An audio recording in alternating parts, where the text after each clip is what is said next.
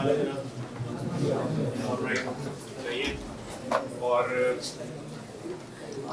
कल को ज़रा थोड़ा सा रिवाइज कर लेते हैं। ऑल्दो ऑडिट के अंदर हम सिर्फ अश्योरेंस दे सकते हैं, किसी चीज़ की गारंटी नहीं दे सकते। 100% गारंटी नहीं हो सकती किसी चीज़ की। हम कहेंगे फाइनेंशियल स्टेटमेंट 100% वो इम्पेड है, थोड़ी बहुत मिस स्टेटमेंट्स रहेंगी, तो हम सिर्फ अश्योरेंस दे सकते हैं।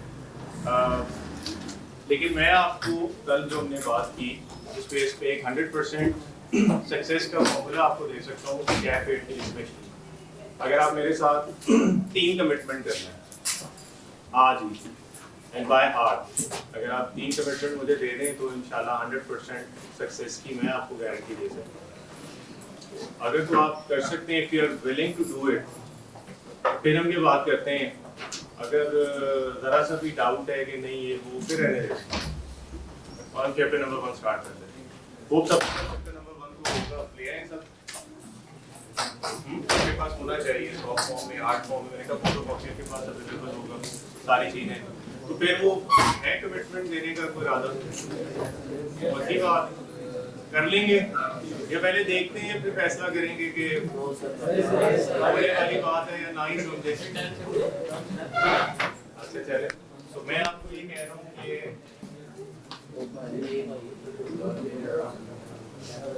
हमें इस एग्जाम में 100% सक्सेस चाहिए,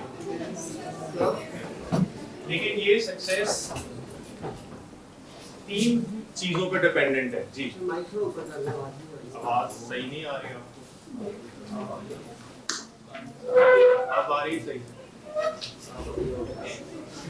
ये तो मुझे लग रहा है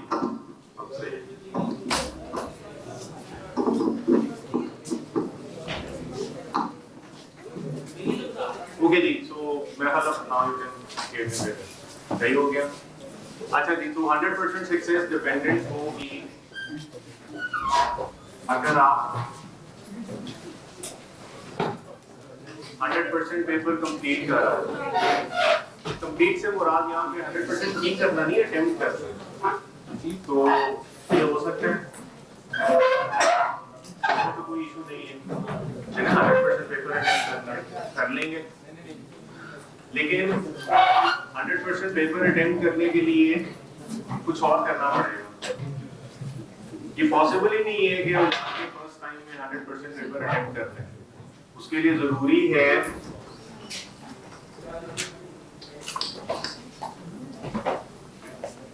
ये मसला थोड़ा खराब है ना, ये नहीं बात सही, ये नहीं सही। लेकिन ये होगा तो फिर ये होगा, और इसके जब तक आप टेस्ट नहीं देंगे और 100% टेस्ट, कोई टेस्ट नहीं छोड़ना, क्योंकि यू नेवर नो कौन सा टॉपिक एग्जाम में टेस्ट होगा, और अगर हमने उसकी पहले प्रैक्टिस नहीं की होगी तो फिर हम वो उसका डिलीवर नहीं कर सकेंगे। हमारा जो आईकैप के अंदर जो टेस्टिंग मॉडल है वो क्या है, ये है कि you have to write the exam.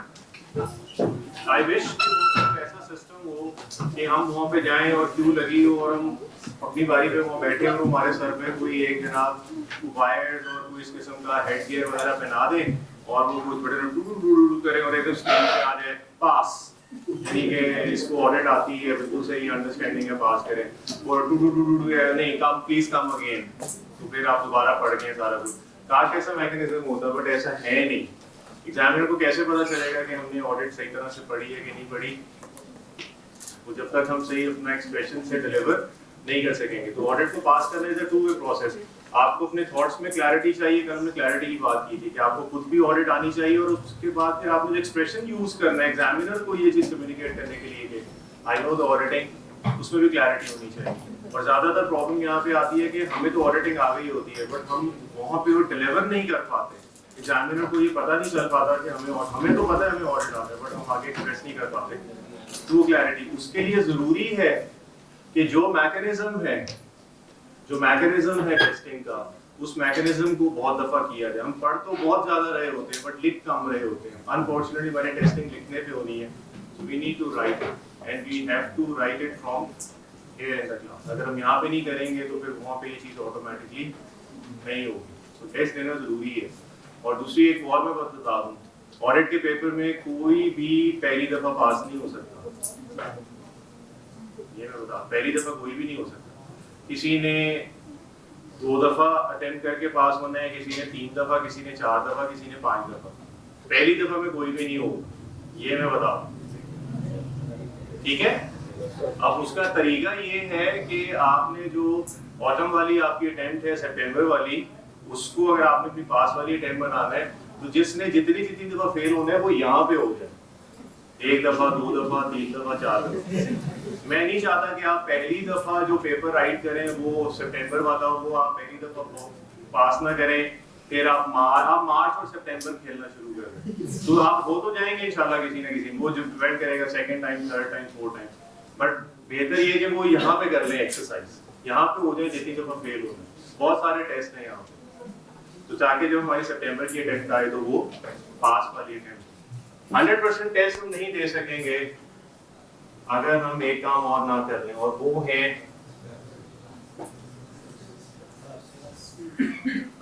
जिस दिन ऑडिट की क्लास होगी मेक श्योर कि मैं जरूर क्लास में हूँगा, ठीक है, मेरे वर्ड्स पे गौर कर लीजिएगा। जिस दिन ऑडिट की क्लास होगी कोई आए ना आए मैं जरूर आऊंगा। हालांकि मैंने तो एग्जाम भी नहीं देना, लेकिन मेरी कमिटमेंट देखें, मैंने तो एग्जाम भी नहीं देना, फिर भी जितनी क्लासेस होंगी ऑडिट की मैं कोई मिस नहीं करूंगा, मेरी कोई एब्सेंट नहीं होगी। जिस दिन ऑडिट की क्लास होगी मैं जरूर हूँगा, ठीक है। तो जब मैं कोई छुट्टी नहीं कर रहा तो आप कैसे कर सकते हैं? आपकी कोई एग्जाम, आप क्यों छुट्टी करेंगे? मतलब किस सोच से, किस कॉन्सेप्ट से, किस नजरिए से? I totally fail to understand कि why do you not attend a class. So class जरूर अटेंड करें। अगर आप एक क्लास मिस कर देते हैं, स्किप कर देते हैं 1 घंटे की, तो आपको पता है उस 1 घंटे को कवर करने के लिए आपको कितना टाइम चाहिए? Any idea? नो वे।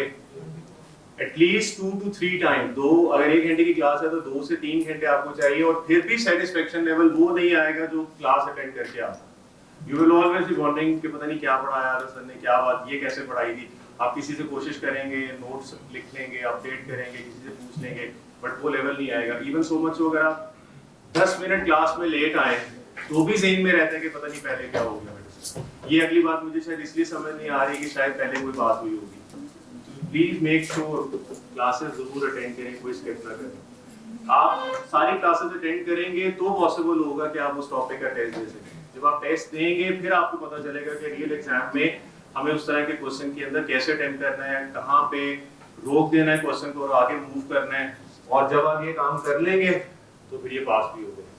तो जितना इसमें से आप परसेंटेज कम करते जाएंगे उतनी इस परसेंटेज में से डाइल्यूशन होनी शुरू होती जाएगी। जितना ज्यादा आप अपनी चीजों में इनपुट देंगे उतना ज्यादा आप अपने इंक्रीज कर रहे chances to pass the exam.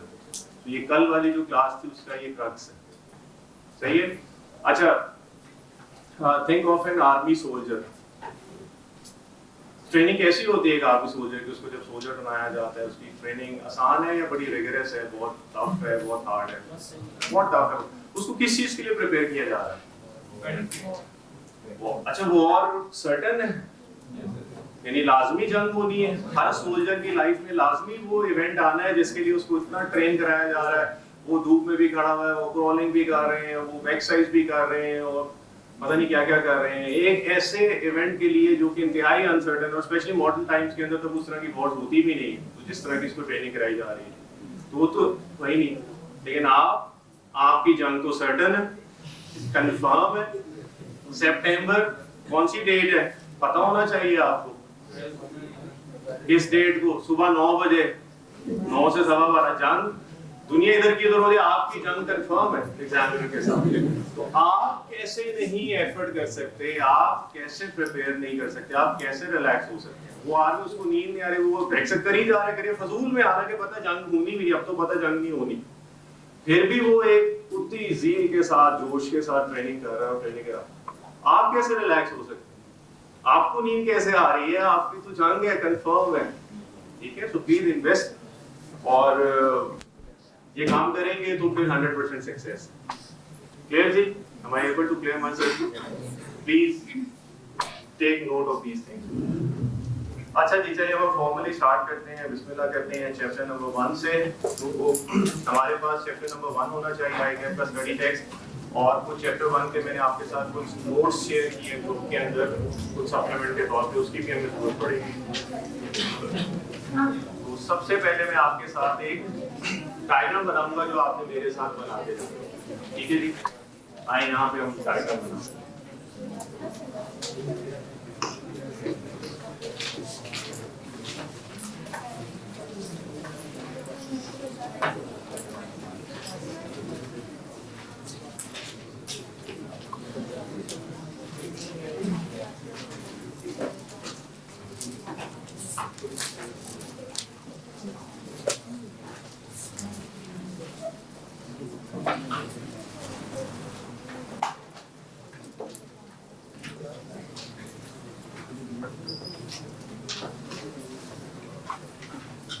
अच्छा जी, एक स्टोरी से स्टार्ट करते हैं थोड़ा सा।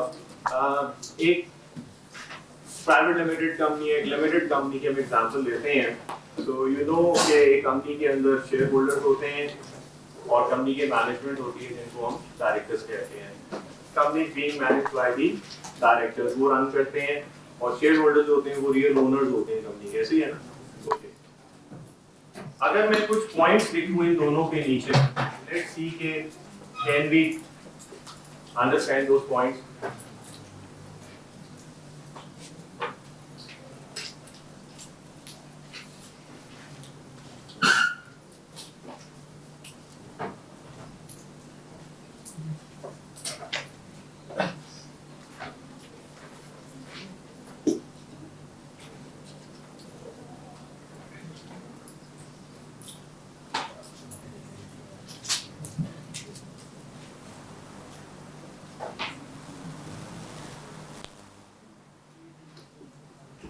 क्या ये बात हमें समझ में आती है कि डायरेक्टर्स ये लोग हैं, इनका ये रोल है, और शेयर होल्डर्स जो हैं वो ये हैं? क्या ये बात समझ में आती है हमें?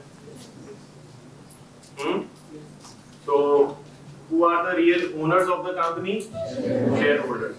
और जो डायरेक्टर्स हैं they are actually managers, they are accountable to their owners, और इनके लिए हम एक टर्म यूज करते हैं स्टीवर्ड। स्टीवर्ड का मतलब ये होता है, स्टीवर्ड वो होता है जो दूसरे बंदे के एसेट्स या प्रॉपर्टी को मैनेज करता है on their behalf।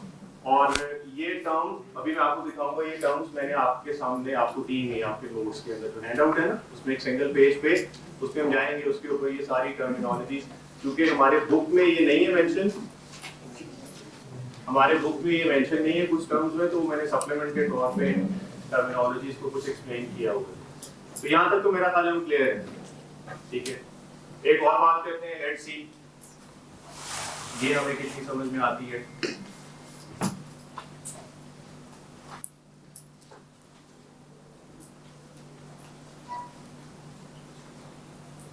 थोड़ा सा लीगल साइड पे आओ।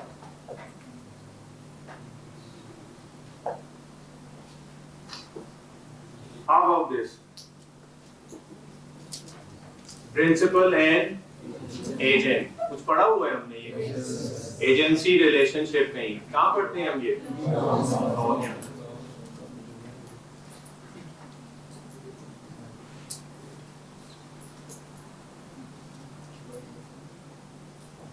सो इन दोनों पार्टीज के बीच में एक एजेंसी रिलेशनशिप है, ये प्रिंसिपल हैं और ये उनके एजेंट्स हैं। और आपको पता है एजेंट्स जो हैं वो नॉर्मल कोर्स ऑफ बिजनेस में they can make their principal binding by their actions, by their contract, ठीक है। प्रिंसिपल ने एजेंट को अथॉरिटी दी हुई है कि जो भी नॉर्मल कोर्स ऑफ बिजनेस उसके अंदर they can enter into any contract on their behalf, और वो जो है उसके लिए बाइंडिंग होगी। तो प्रिंसिपल के अपने राइट्स हैं, एजेंट्स के अपने राइट्स और अपनी ड्यूटी है। तो ये आप लॉ में पढ़ चुके हैं, तो इन दोनों पार्टीज के बीच में ये रिलेशनशिप भी मौजूद है। फाइन, फेयर एनफ, ये भी बात ठीक हो गई। आगे चलते हैं, थर्ड पॉइंट बनाते हैं।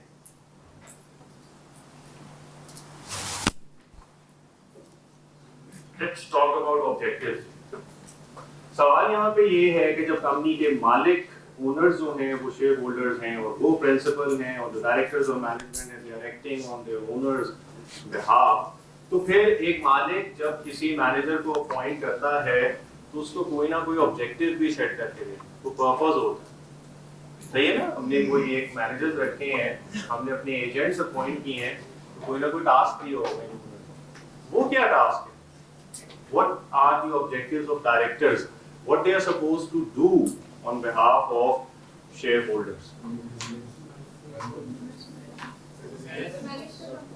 Manage the company, तो ये बहुत जनरल सी टर्म है, इसको और जरा और स्पेसिफाई करें, रियल टर्म में आए, असल बात में आए।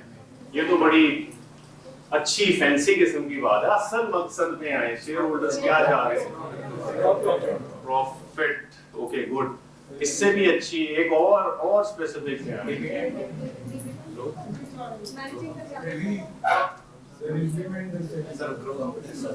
एक अच्छा वर्ड आना चाहिए, डिविडेंड भी ठीक है, प्रॉफिट भी ठीक है, इस एक और अच्छा वर्ड,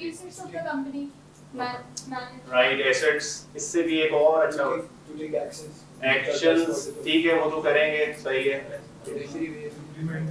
वो वेल्थ से रेलेवेंट कोई पॉइंट देगा तो वेल्थ, ओके, इशू ये है कि शेयर होल्डर्स ने ना एक दिन सारे शेयर होल्डर्स कंपनी के बैठे, वो जो उन्होंने शेयर कैपिटल को सब्सक्राइब किया है, अच्छा हुआ ये कि शेयर होल्डर्स ने सारे पैसे, एक चादर बिछाई गई, ठीक है, सब ने वो अपना शेयर कैपिटल उसमें डाले जनाब, ठीक ठाक पैसे इकट्ठे हो गए जनाब शेयर कैपिटल के। उसके बाद वो जनाब उस गठरी को बंद किया, ऊपर उसको गिरा लगाई, वो अच्छा खासा एक बंदा उठा भी नहीं सकता, दो चार बंदों ने वो उठाया, बड़ी वेट वाली, और जरा लरसते हाथों से शेयर होल्डर्स ने कामते हाथों से डायरेक्टर्स के हवाले किया, जनाब ये हमारी बड़ी हार्ड अर्न्ड मनी है, हमारे पास इसके अलावा कुछ नहीं है, हम आपको एक टास्क दे रहे हैं, आपने इस वेल्थ को क्या करना है, एक अच्छा वर्ड, इस वेल्थ को क्या कर, संभाल के नहीं रखना, नहीं प्लीज नहीं स्लिप ऑफ टंग, कोई डिस्ट्रीब्यूट नहीं करना, कहीं लॉकर में नहीं रखवाना, कहीं संभालना नहीं, अगर संभालना तो उसको बैंक में रखवा देते, आपके वाले इसलिए नहीं कर रहे हैं, इस वेल्थ को मैक्सिमाइज करना है, so maximisation of wealth is their task. वो जो हमने गठरी बना के दी उनको ये कि भाई ये है, इसको आपने बढ़ाना है, इसमें कम नहीं होने दे रहा, तो आपने इसको मैक्सिमाइज करना है। तो ऑब्जेक्टिव जो सेट हुआ है डायरेक्टर्स के लिए शेयर होल्डर्स की तरफ से, that is maximization of share holders wealth.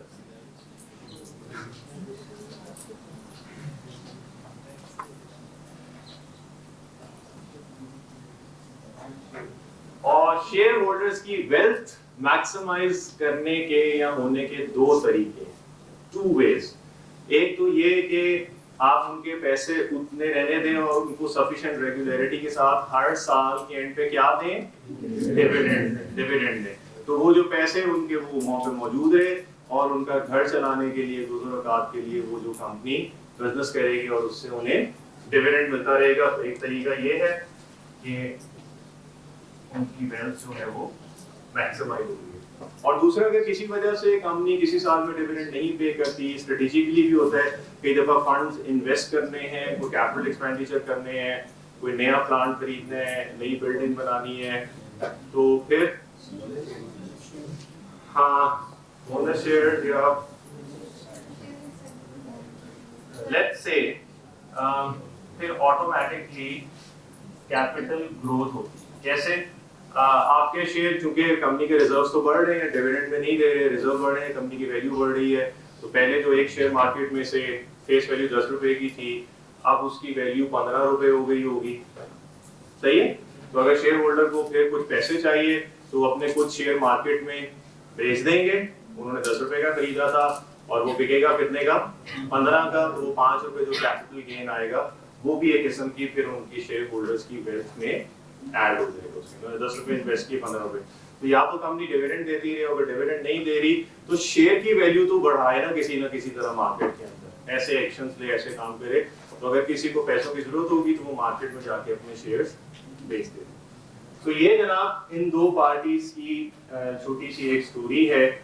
ये हमारा एक समझ लें एक सोच चल रहा है, बहुत सारे इसमें एपिसोड हैं। पहले 4-5 एपिसोड जो हैं इन दो पार्टीज की आपस की गुफ्तो शनीद और बातचीत के अंदर गुजर गए। अब आ रही है हमारे वो एक पूरे सीरियल बना हुआ है हमारा, अब उसमें 7th एपिसोड आ गई है। और इस स्टोरी में जिसमें अभी तक 2 कैरेक्टर्स की ही बातें चल रही थी, अब एक नया कैरेक्टर इंट्रोड्यूस होने लगा, वो बड़ा ही जरूरी है कंपनी के कॉन्टेक्स्ट में। एनी आइडिया कौन सा कैरेक्टर अब आने लगा? पब्लिक तो वो यही है, ऑडिटर।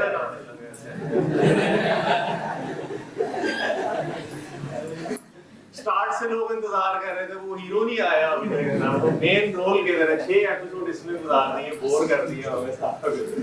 आप जनाब 7वें एपिसोड में जाके ऑडिटर की जरूरत पेश, अच्छा वो जरूरत क्यों पेश आई, वो हुआ क्या, मसला क्या हुआ? अच्छा जी मुझे ये बताएं कि साल के शुरू में कंपनी फॉर्म हुई थी, वो जो गठरी बना के और जनाब पैसे उनके हवाले किए थे, वो शेयर होल्डर्स ने फिर उन पैसों का ऑब्जेक्टिव भी सेट था, maximization of share holder wealth करनी है, वो फिर इस वेल्थ का हिसाब किताब कब देंगे और किस फॉर्म में देंगे? कि आपने हमें 1 साल पहले इतने पैसे दिए थे, तो अब एक सर्टेन पीरियड ऑफ टाइम के बाद वो वेल्थ बढ़ी है, डिक्रीज हुई है, क्या हुआ है उसके अंदर, और वो किस फॉर्म में देंगे? फाइनेंशियल स्टेटमेंट्स बनाएंगे, और कब बनाएंगे? एनुअली, हर साल जो है मुझे फाइनेंशियल स्टेटमेंट्स बनाने। ओके, तो डायरेक्टर्स ने शेयर होल्डर्स को साल के एंड के ऊपर अपनी परफॉर्मेंस जो है या कंपनी की जो परफॉर्मेंस है वो थ्रू फाइनेंशियल स्टेटमेंट्स जो है वो कम्युनिकेट करनी है, और उसमें ये होगा कि साल के शुरू में कंपनी के एसेट्स, लायबिलिटीज, नेट एसेट्स कितने थे, और 1 साल गुजरने के बाद उन नेट एसेट्स में क्या इंक्रीज हुआ या डिक्रीज हुआ, कंपनी की परफॉर्मेंस भी आ जाएगी, परफॉर्मेंस मीन इनकम स्टेटमेंट, और कंपनी की पोजीशन भी आ जाएगी, position mean statement of financial position. ये उन्होंने दे। अच्छा यहाँ पे एक ट्विस्ट आ, जब शेयर होल्डर्स को फाइनेंशियल स्टेटमेंट्स मिले, ये 6th एपिसोड के एंड में ये ट्विस्ट आया, उन्होंने फाइनेंशियल स्टेटमेंट बनाया होता है कि शेयर होल्डर एक सोच में पड़ गए यार ये क्या होगा, फाइनेंशियल स्टेटमेंट्स किसने बना के दिए? पैसा किसने यूज किया, बिजनेस किसने चलाया? डायरेक्टर। पैसा हमने इनको दिया, कंपनी इन्होंने चलाई, इन्होंने जो अच्छा बुरा समझा वो इन्होंने काम किया, फाइनेंशियल स्टेटमेंट्स भी इन्होंने हमें बना के दे दिए। तो कहीं ऐसा तो नहीं है कि ये फाइनेंशियल स्टेटमेंट्स में सही true reflection, true state of affairs of the company ना आ रही हो? क्यों? क्योंकि कंपनी चलाने वाले भी ये लोग हैं, फाइनेंशियल स्टेटमेंट्स बनाने वाले भी लोग हैं, तो इनके ज़हन में एक शक आया, हो सकता है डायरेक्टर्स ने अपनी फेस सेविंग के लिए, अपनी पोजीशन अपने शेयर होल्डर्स को अच्छी दिखाने के लिए इन फाइनेंशियल स्टेटमेंट्स के अंदर कोई फजिंग ना की हो, फिगर्स को ओवरस्टेट ना किया हो, एक शक आया है। और ये सही है, ठीक है, क्योंकि you can not rely, actually concept है इंडिपेंडेंस का, हम बोल directors are not independent person. Independent का मतलब है कि वो ही काम कर रहे हैं, कंपनी चला रहे हैं, वो ही फाइनेंशियल स्टेटमेंट बना रहे हैं। तो एक इंसान जिसने खुद सारा काम किया और एंड में फिगर्स को देख रहे यार ये तो प्रॉफिट उतना नहीं आ रहा, फिर मैंने एजीएम में शेयर होल्डर्स के सामने जाना है, शेयर होल्डर्स मुझसे बहुत सारे सवाल करेंगे, तो फिर यार मैं थोड़ा सा रेवेन्यू ओवरस्टेट कर देता हूँ, थोड़ी सी एसेट्स बढ़ा देता हूँ, थोड़ी सी लायबिलिटीज कम कर देता हूँ। तो यहाँ पे ये मसला आ गया ट्रस्ट डेफिसिट का या इंडिपेंडेंस का। और शेयर होल्डर ने कहा नहीं जनाब हम तो फिर इस बात पे मुतमईन नहीं, और फिर शेयर होल्डर्स ने यहाँ पे सोचा कि हमें चाहिए कि हम एक और बंदे की हेल्प लेते हैं और उसको इस कंपनी में अपॉइंट करते हैं, और उस बंदे का मकसद क्या होगा, वो जो ऑडिटर है वो क्या करेगा, इन फाइनेंशियल स्टेटमेंट्स के ऊपर इंडिपेंडेंट ओपिनियन देगा वो बंदा। और उसको कौन अपॉइंट करेगा? डायरेक्टर्स को करना चाहिए या शेयर होल्डर्स? क्योंकि अगर डायरेक्टर्स ही अपॉइंट कर देंगे तो फिर मकसद वही फौत हो गया ना, वो अगर उन्होंने ही अपॉइंट करना है और उन्हीं की, तो फिर इंडिपेंडेंस तो ना रही। तो आप जो अपॉइंट करेंगे वो हम करेंगे और उसको टास्क देंगे, भाई ये जो डायरेक्टर्स ने फाइनेंशियल स्टेटमेंट्स बना के दिए हैं जरा इसको चेक करें और हमें इन फाइनेंशियल स्टेटमेंट्स पे ओपिनियन दें कि क्या ये financial statements true and fair view दे रही हैं या नहीं दे रही। तो आइए इसको फिर हम ऐड करते हैं यहाँ पे। सो शेयर होल्डर्स ने अपॉइंट किया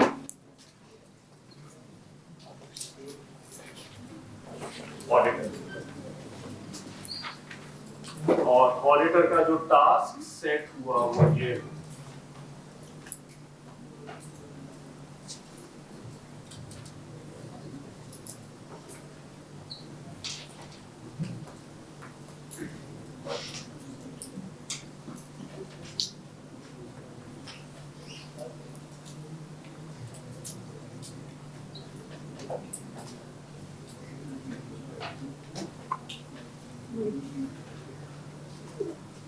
So they are given an objective by the shareholders, that is to express an independent opinion on financial statements through an audit report. So they are going to make an audit report और उस audit report में वो अपना independent opinion express करेंगे. वो expression ये होगा, वो opinion ये होगा कि क्या आपके directors ने जो financial statements बनाई हैं, वो financial statements true and fair view दे रही हैं या नहीं दे रही. अभी हम true and fair view के ऊपर भी बात करेंगे. तो यहाँ से अब हमारा start होता है auditor वाले column के नीचे. सबसे पहले what is the objective of an audit या auditor, और वो मैंने यहाँ पे एक किस्म का indirectly mention भी कर दिया.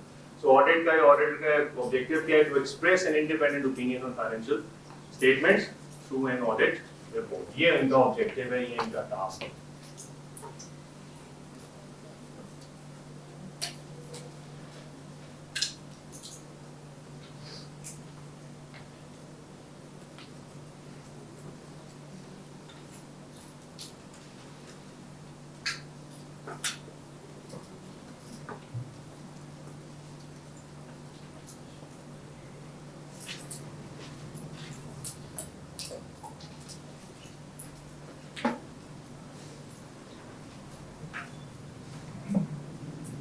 जी, यहाँ तक बात क्लियर है?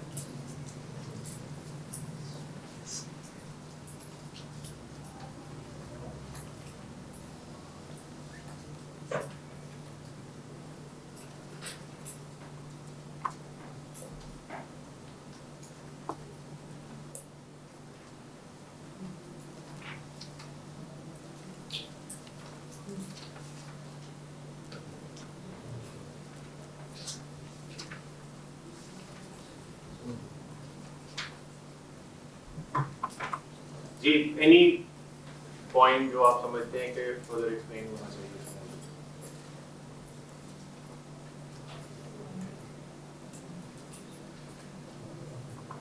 अच्छा, यहाँ तक जो हमारी इस वक्त की टर्म्स यूज हो रही हैं, बाय द वे इस वक्त हम चैप्टर नंबर 1 के अंदर पैराग्राफ नंबर 1 कर रहे हैं.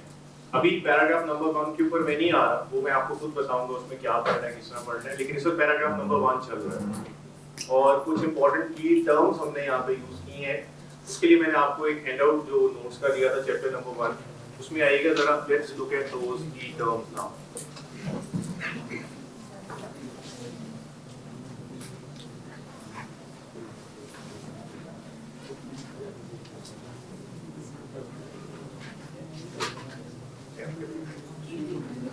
ओके जी, फर्स्ट टर्म क्या आ रही है यहाँ पे?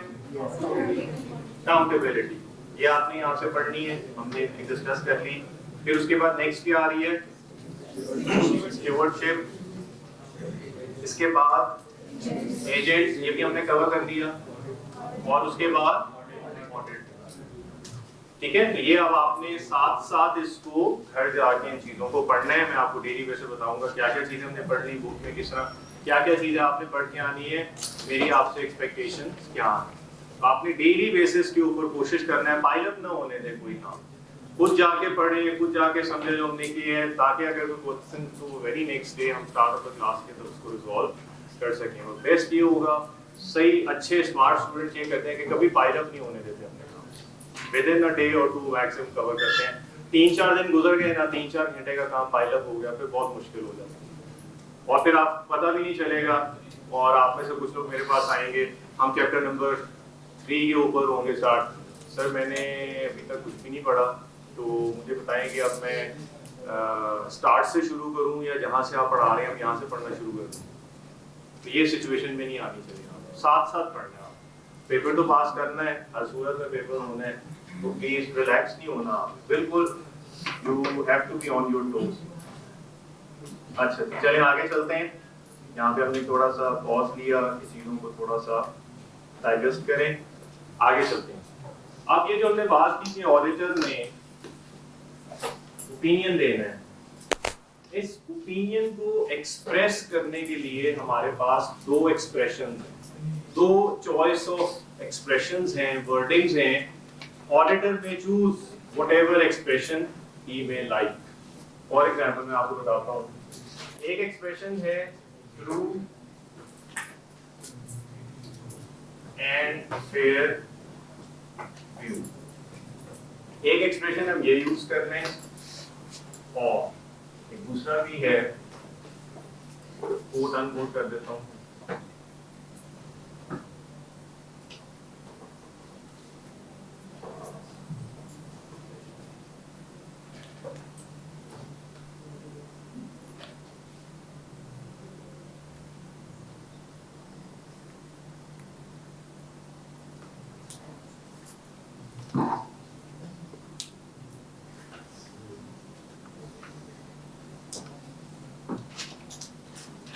जब ऑडिटर ने अपनी रिपोर्ट बनानी है ना, उसमें ओपिनियन सेक्शन बना रहे हैं, जो कि हम इंशाल्लाह चैप्टर नंबर 14 के अंदर देख रहे हैं, चैप्टर नंबर 14 के अंदर देख रहे होंगे।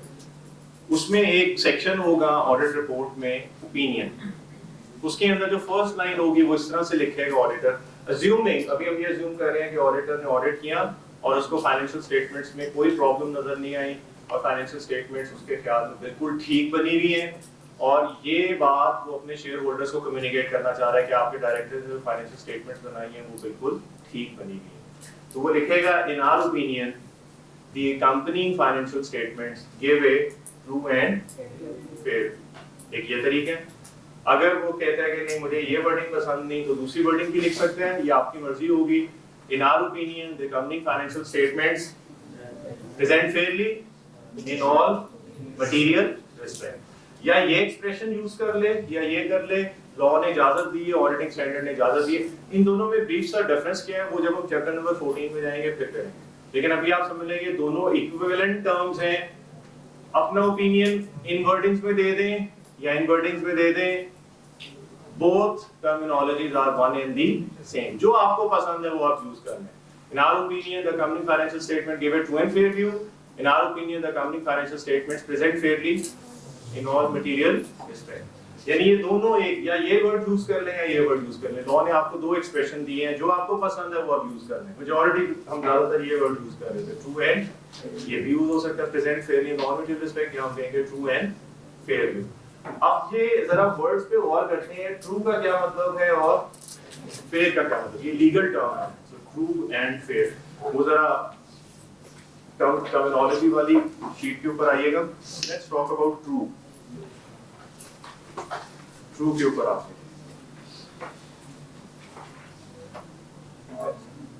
ट्रू का मतलब है कि यानी हम अपने यूजर्स को बता रहे हैं ये फाइनेंशियल स्टेटमेंट्स जो बनी हुई हैं ये ट्रू है, सही। ट्रू का मतलब है सच, लेकिन ये ट्रू लीगल टर्म है, इसमें क्या क्या चीजें शामिल हैं। इट मींस कि information is factual and confirms with reality. यानी कोई ये फैंटेसी नहीं है, विशफुल थिंकिंग नहीं है कि हमारे एसेट्स इतने हैं, उन्हें वो रियलिटी में हैं, हमारी सेल्स रियलिटी में इतनी है। These are based on facts and evidences, सही। सो ये फैक्चुअल है, रियलिटी पे बेस कर रही हैं।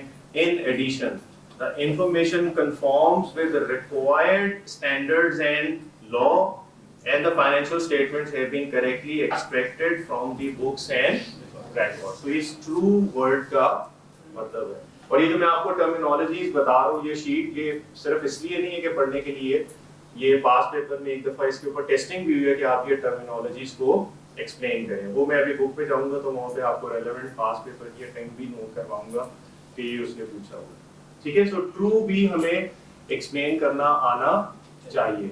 अच्छा, और किसी भी डेफिनेशन को अगर आपने एग्जाम में लिखना है तो कैसे लिखेंगे, क्या मतलब मैं रट्टा लगाऊं उसे? एज इट इज लिखने की रिक्वायरमेंट नहीं है।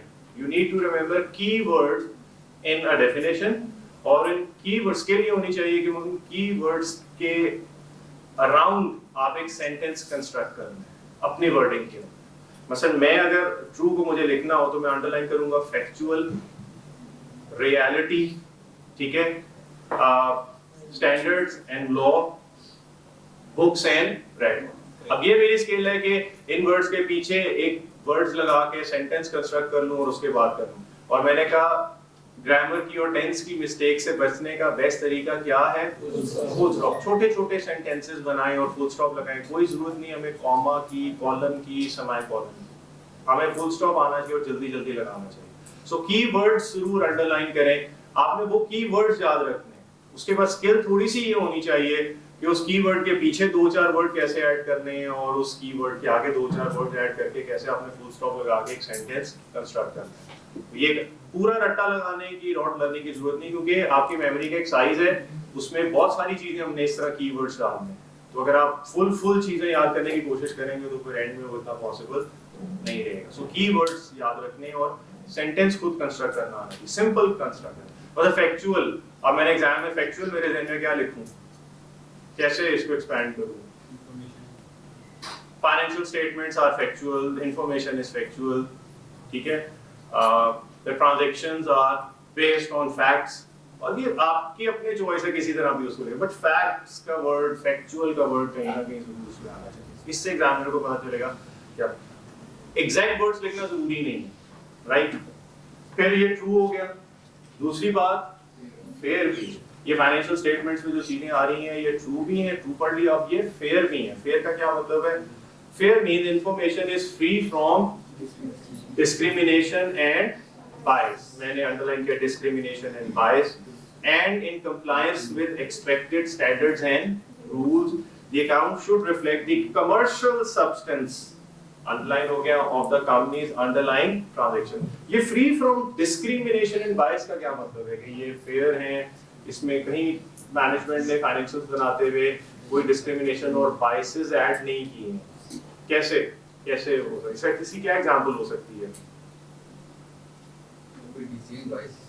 कोई एग्जांपल दें फाइनेंस में, कैसे क्या ऐसी चीज हो सकती है कि जहां पे मैनेजमेंट बायस्ड हो गई हो?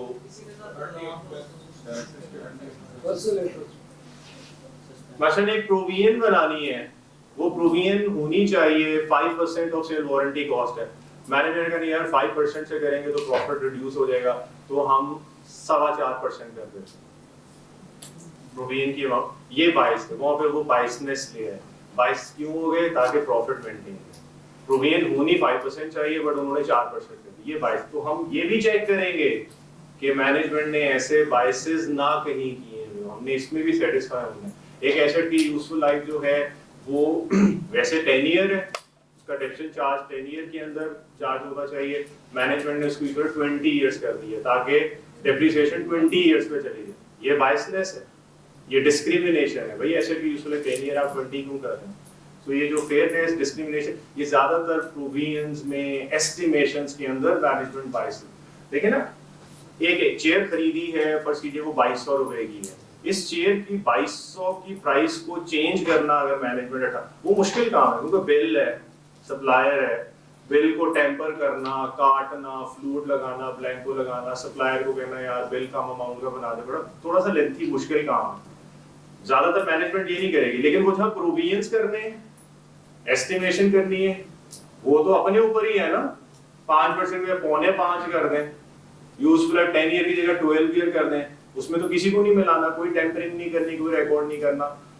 तो ऐसी जगहों पे अगर मैनेजमेंट को गड़बड़ करना चाहे तो ज्यादातर उन अमाउंट्स और फिगर्स में करती है जो कि बेस्ड ऑन फैक्ट्स नहीं होते, जो कि प्रोविजंस होती हैं, एस्टिमेट्स होते हैं, राइट है ना, मेक सेंस ना।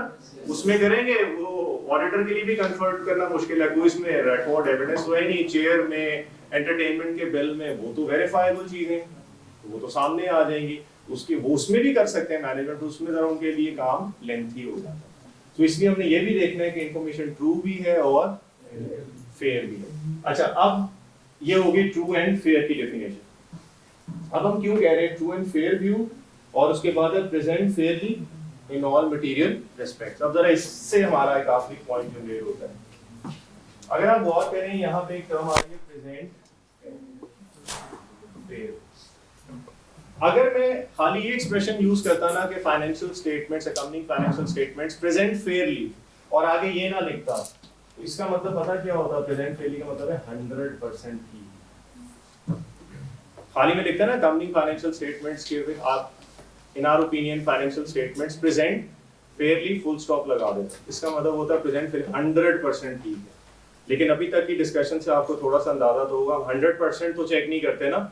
100% चेक करने का मतलब है कि अगर 1 साल लगा है कंपनी को फाइनेंशियल स्टेटमेंट बनाने में, तो सारी ट्रांजैक्शन को चेक करने के लिए भी 1 साल चाहिए होगा। इतना टाइम किसी के पास नहीं है। तो हमने तो सपोज 1-1.5 महीने के अंदर ऑडिट कंप्लीट करना है, तो टेस्ट बेसिस पे करते हैं, सैंपल बेसिस के ऊपर करते हैं, 100% टेस्टिंग नहीं करते। लिहाजा अगर मैं ये एक्सप्रेशन यूज कर रहा हूँ प्रेजेंट फेयरली, तो साथ ही मुझे इस स्टेटमेंट को क्वालिफाई करना है, नहीं 100% नहीं है प्रेजेंट फेयरली, लेकिन इन मटीरियल, मैंने सिर्फ मटीरियल चीजों को देखा है, ठीक है।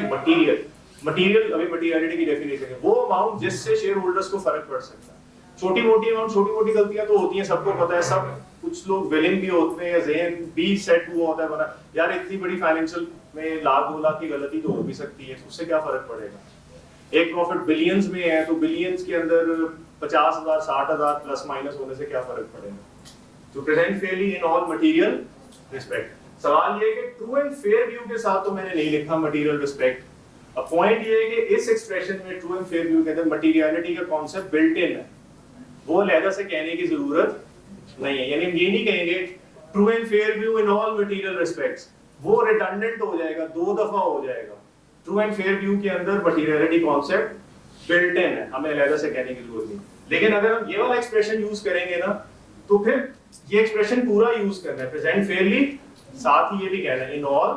तो या तो आप ये एक्सप्रेशन पूरा यूज करें, इसमें कोई चीज एक्सटेंड ना करें, और या ये एक्सप्रेशन यूज करें तो इसमें से कुछ ना काटें, ये दोनों तब इक्वल है।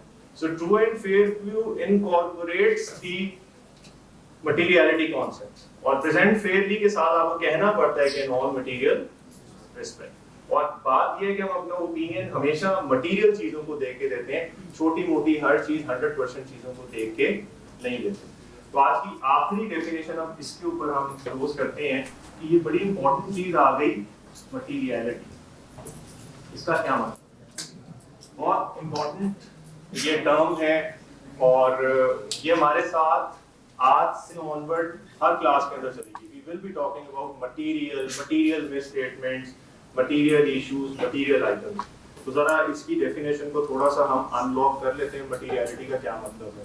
हमने ऑडिट सिर्फ मटेरियल चीजों का करना है, राइट, और हमने कहा materiality concept true and fair view expression के अंदर ऑलरेडी बिल्ट इन है, लेकिन प्रेजेंट फेयरली के साथ हमने इसको बाकायदा तौर पे लिखना है। सो व्हाट इज मटेरियलिटी, आइए जरा मटेरियलिटी की टर्म पे आते हैं।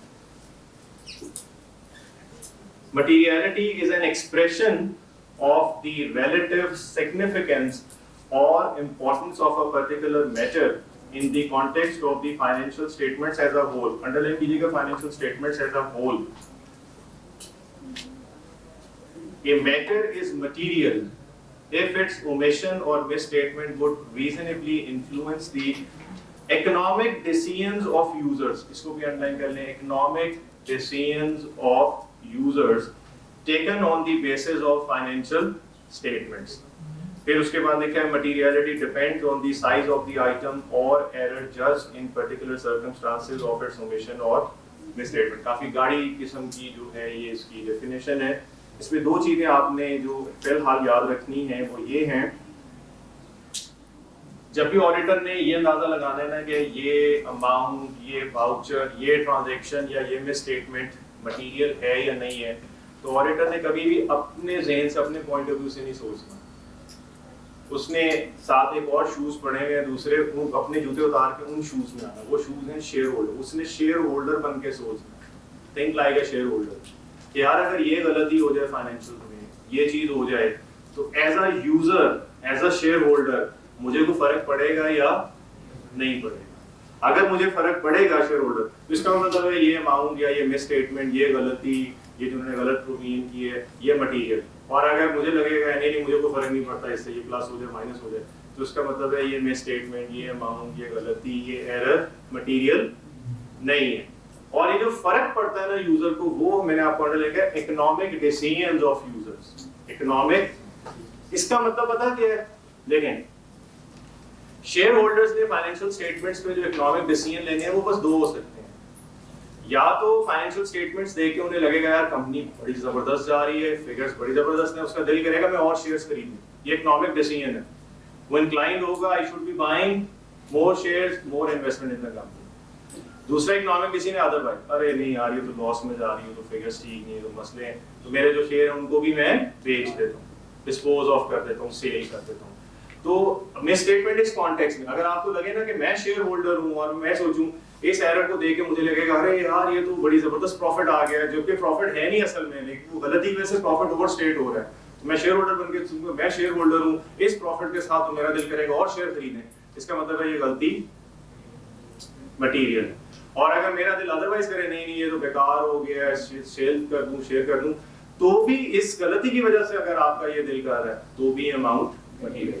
सो economic decisions taken on the basis of financial का मतलब है कि या तो ज्यादा शेयर खरीदने पे इंक्लाइंड होंगे या जो ऑलरेडी शेयर होल्डिंग है उनको भी सेल करने पे। और ये ऑडिटर ने अपने पॉइंट ऑफ व्यू से नहीं सोचना, ये किसके पॉइंट ऑफ व्यू से सोच रहे हैं? Share holder. और मटेरियलिटी में आखिरी बात जो इस वक्त मैं करूंगा वो ये कि मटेरियलिटी का कॉन्सेप्ट सिर्फ इस चीज से नहीं है। मसलन एक चीज मैं आपको एक्सप्लेन करता हूँ कि कंपनी की इन्वेंट्री है, इन्वेंट्री की टोटल अमाउंट है लेट्स से 10 मिलियन, और 10 मिलियन के अंदर जब आपने चेक किया उसकी लोअर ऑफ कॉस्ट एनएनआरबी IS2 आप लोगों ने पढ़ा, आपको पता चला कि असल में जो वैल्यू होनी चाहिए थी वो एनआरबी पे होनी चाहिए, कंपनी ने कॉस्ट पे की है, और जो राइट डाउन ऑफ इन्वेंट्री है वो 100,000 का लेट्स सपोज होना चाहिए, 100,000 का। टोटल इन्वेंट्री 1 मिलियन है, उसमें से 100,000 की मिस स्टेटमेंट है, असल में वो 9 लाख पे वैल्यू होनी चाहिए, कंपनी ने उसको 10 लाख पे किया। तो ये इन्वेंट्री का कितने परसेंट ओवर स्टेटमेंट हुई है? 1 मिलियन का 1 लाख, 10%, 10% इन्वेंट्री ओवर। ऐसे नहीं करना, इन्वेंट्री का 10% इज नथिंग। आपने हमेशा मटेरियलिटी को जज करना है financial statements as a whole, सिर्फ एक आइटम के परसेंटेज से नहीं देखना। एज अ होल का मतलब पता है क्या? या तो आप कंपनी के टोटल प्रॉफिट से इसको जज करें, ये जो 1 लाख की ओवर स्टेटमेंट है कंपनी का प्रॉफिट कितना है उससे चेक करें, या टोटल एसेट्स से चेक करें। सिर्फ इन्वेंट्री नहीं, कंपनी के टोटल एसेट्स। फर्ज कीजिए ये 1 मिलियन में 1 लाख की गलती है, लेकिन कंपनी के टोटल एसेट्स 1 बिलियन के हैं, तो 1 बिलियन को 1 लाख से कंपेयर करें, वो तो शायद कोई 0.% के अंदर आएगी, तो शायद ये मटेरियल नहीं है। हमें लग रहा था खाली इन्वेंट्री के कॉन्टेक्स्ट में 10% of inventory is overstated, but ऐसे नहीं चेक करना। मटेरियलिटी का ताल्लुक financial statement as a whole है, किसी एक आइटम से नहीं चेक करना, total. So total is 1 billion, 1 billion पे 1 लाख तो शायद इतना मटेरियल नहीं है। कुछ थ्रेशोल्ड्स हैं, क्वांटिटेटिव थ्रेशोल्ड्स हैं, वो भी हम आगे आहिस्ता-आहिस्ता जाके हम लॉक करेंगे। जी वो मैंने कहा ना क्वांटिटेटिव थ्रेशोल्ड्स हैं, वो इंशाल्लाह हम आगे जाके चैप्टर नंबर 3 में पढ़ेंगे। वैसे मैं बता देता हूं usually 5% of profit is considered to be material, 1% of total asset is considered to be material. ये लिखे हुए हैं हमारे पास बुक में, जब हम इसकी जरूरत पड़ेगी हम इसको जरूर करेंगे। जी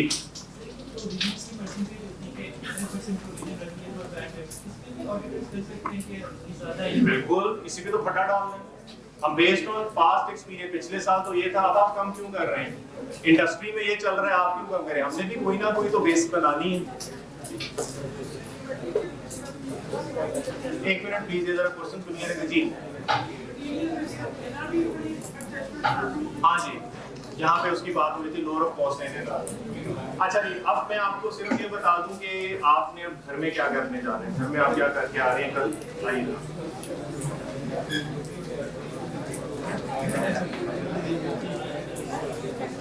सबसे पहले तो इस टर्मिनोलॉजी वाले पेज के बाद नेक्स्ट पेज पे एक क्विक क्विज है, ये मैं आपको एक होमवर्क देने लगा हूं, क्विक क्विज। इसमें क्विक क्विज नंबर 1 और 2 ये आपने करके आना। क्विक क्विज नंबर 1 के अंदर एक डेफिनेशन है ऑडिट की, फिल इन द ब्लैंक्स है, उसके अंदर आपने वो ब्लैंक्स फिल करके आने हैं ऑडिट की डेफिनेशन। नंबर 2 के अंदर जरा पढ़ते हैं, नंबर 2 में क्या लिखा है? Link the correct definition to each term. 1 2 3 4 5 6 there are 6 terminologies given, और नीचे A से लेके F तक इन terminologies की explanation है, 6 टर्म जो आज हमने पढ़ी हैं। आपने लिंक करना है कि कौन सी टर्म को कौन सी डेफिनेशन जो है वो रिलेट कर रही है, और वो कौन कौन सी टर्मिनोलॉजीज हैं? Accountable, steward, agent, true, fair, material. नीचे 6 एक्सप्लेनेशन दी गई है, आपने लिंक करना है कि कौन सी एक्सप्लेनेशन जो है कौन सी टर्म से है। एक तो ये, दूसरा आइए जरा चैप्टर नंबर 1 के अंदर, चैप्टर नंबर 1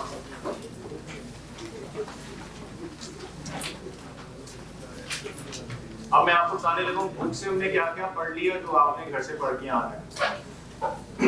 पैराग्राफ 1 में paragraph 1.1 definition and objective of audit, just read it through, read at least once. कोई चीज मेमोराइज करें, जहां याद करने वाली चीज होगी कुछ होगा बताऊंगा, ये सिर्फ पढ़ने वाली है, एक दफा पढ़ लें।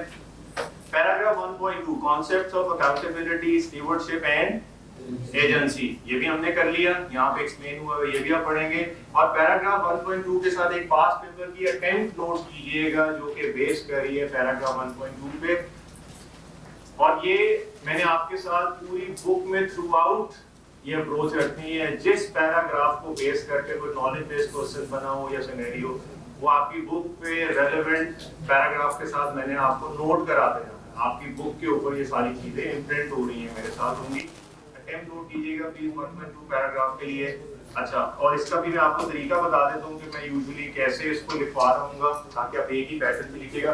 और कोशिश करना है आपने एक ही जगह पे ये नोट करना है, यानी 1.2 के या लेफ्ट साइड पे लिखें या राइट साइड, ऐसा ना किसी जगह दाएं किसी बाएं कहीं ऊपर, एक ही जगह होने तक हर पेज पे आपको सेम जगह पे नजर आए।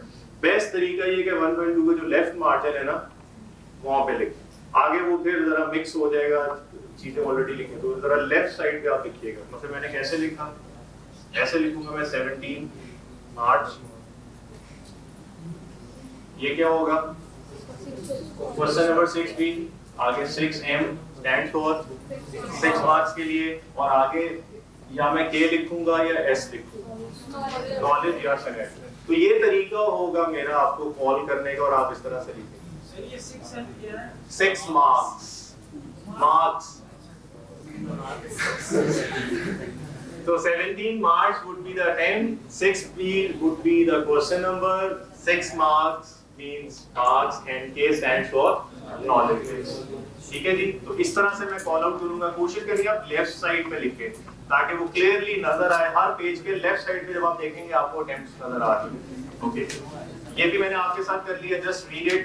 पैराग्राफ 1.3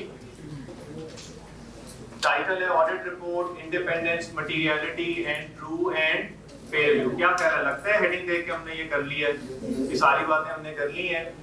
एक टास्क मैं आपको छोटा सा देने लगा हूं इस पैराग्राफ के अंदर। इस पैराग्राफ में एक डायग्राम बनी है, this is what is similar like this diagram, ठीक है, इसी कॉन्सेप्ट के ऊपर ये आप देखेंगे। इसके बाद इस डायग्राम के बाद नीचे 3 बुलेट्स हैं, राइट। बुलेट नंबर 2 और बुलेट नंबर 3 के अंदर हमें कुछ चीजें प्रॉब्लमैटिक लग रही हैं, कुछ गलत लग रही हैं, कुछ गलती है, कुछ प्रॉब्लम है। ये हमने खुद आईकेप्स के साथ रखवाई है ताकि हम चेक कर सकें कि आप इसको कैच कर सकते हैं या नहीं कर सकते। सो बुलेट नंबर 2 और 3 में क्या क्या करेक्शन रिक्वायर्ड है ये आपने मुझे कल आके बताना। बुलेट नंबर 2 एंड 3 में कुछ मिस्टेक है, कुछ ऐसी चीज है जो हमने पढ़ा कुछ और है, यहाँ कुछ और तरीके से लिखा है। So you need to identify what is the problem here. That's it. So 1.3 paragraph तक आपने पढ़ के आना है। Please come prepared. कोई क्विज, पहले 3 पैराग्राफ पढ़ के हैं, टर्मिनोलॉजीज पढ़ के हैं, जो चीज नहीं क्लियर है वो आप मुझसे पूछें, और मैंने आपसे उन चीजों को भी पूछना है जो मैंने आज। Thank you very much.